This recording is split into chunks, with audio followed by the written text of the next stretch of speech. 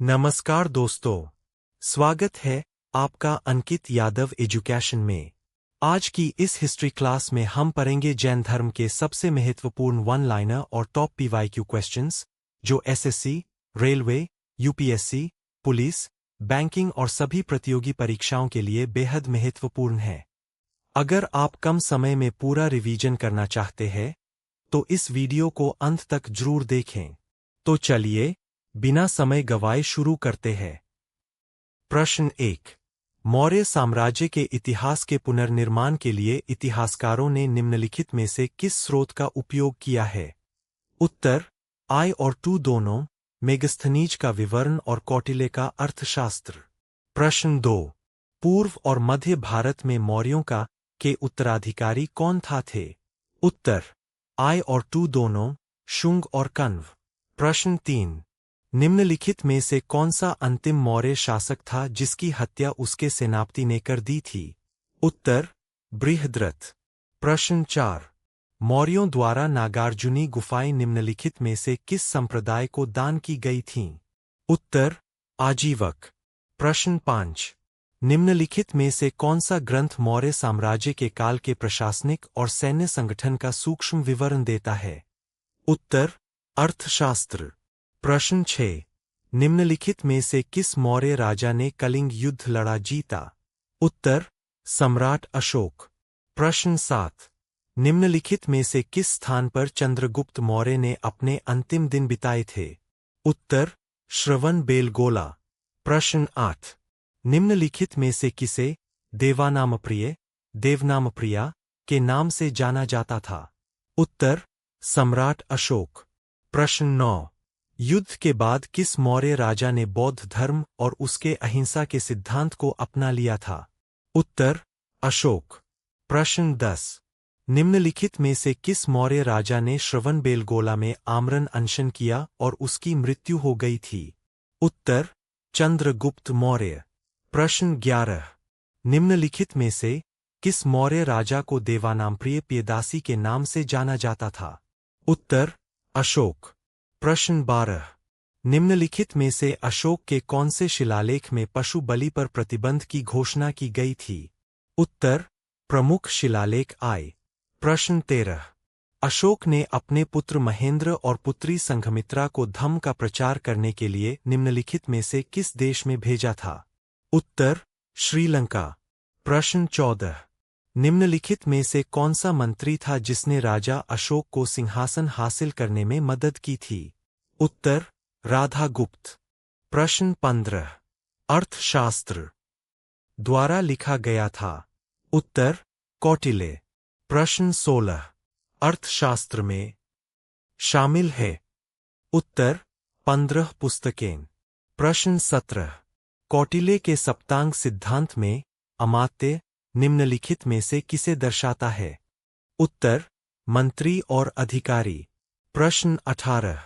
कौटिल्य के अर्थशास्त्र के अनुसार मौर्य प्रशासन में घुड़सवार सेना के कमान अधिकारी को क्या कहा जाता है? उत्तर अश्वाध्यक्ष। प्रश्न 19।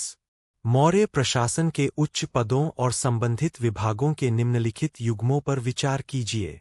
समाहर्ता, मुख्य राजस्व संग्रहकर्ता, दवारिक, सेवा प्रमुख, अक्षपटल, अभिलेख सह लेखा परीक्षा अधिकारी, सन्निधात्री, कोषाध्यक्ष। उपर्युक्त में से कौन सुमेलित है? उत्तर केवल 1, 3 और 4। प्रश्न 20।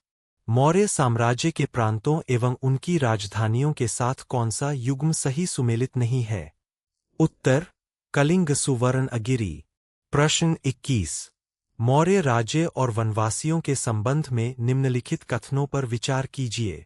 वनवासियों को नए प्रकार के राजनीतिक और आर्थिक प्रभुत्व का सामना करना पड़ा और उन्हें अधीनस्थ बनाने और आत्मसात करने की आवश्यकता के परिणामस्वरूप इन लोगों को शाही क्षेत्र में शामिल नहीं करने के पहले के रवैये में बदलाव आया। राज्य ने मान्यता दी कि वन उपज पर वनवासियों का एकाधिकार है।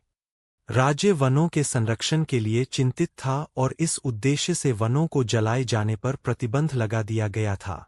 वनवासियों को राज्य की सेवा में लगाया जा सकता था और उनका सैनिक, जासूस और हत्यारों के रूप में उपयोग किया जा सकता था। उपर्युक्त में से कितने कथन सही है।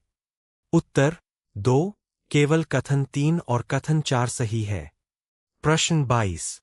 सेल्यूकस प्रथम द्वारा चंद्रगुप्त मौर्य के दरबार में निम्नलिखित में से कौन सा दूत भेजा गया था? उत्तर मेगस्थनीज।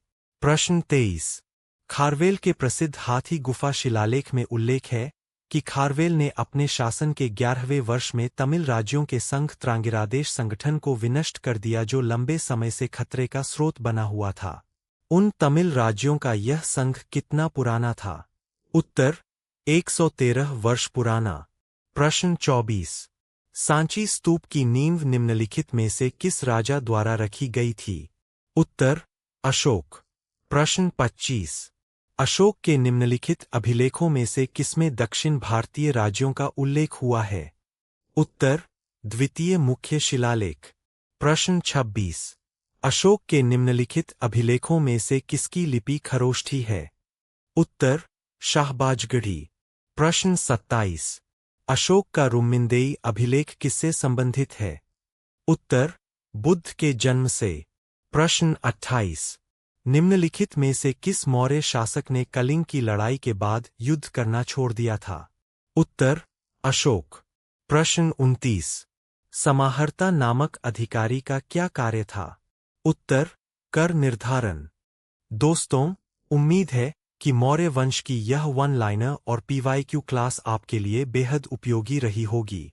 अगर वीडियो पसंद आया हो तो लाइक, शेयर और चैनल सब्सक्राइब जरूर करें। कमेंट में बताइए कि अगली हिस्ट्री क्लास किस टॉपिक पर चाहते हैं। मिलते हैं अगली महत्वपूर्ण क्लास में। धन्यवाद। जय हिंद।